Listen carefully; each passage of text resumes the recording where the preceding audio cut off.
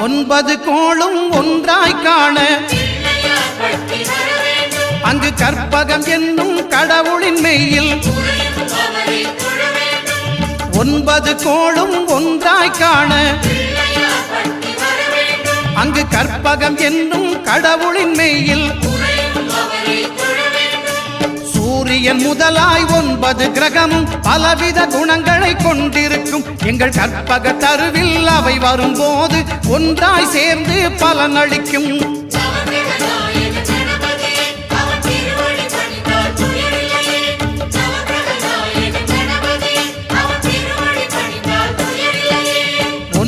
கோளும் ஒன்றாய் காண அங்கு கற்பகம் என்னும் கடவுளின் மெய்யில்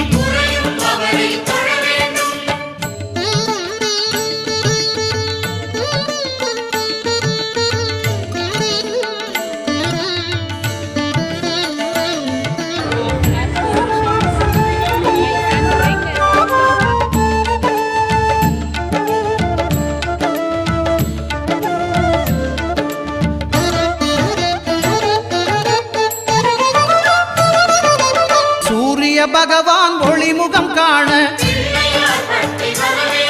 அங்கு கற்பக தருவின் நெற்றியில் மலரும். சூரிய பகவான் ஒளிமுகம் காண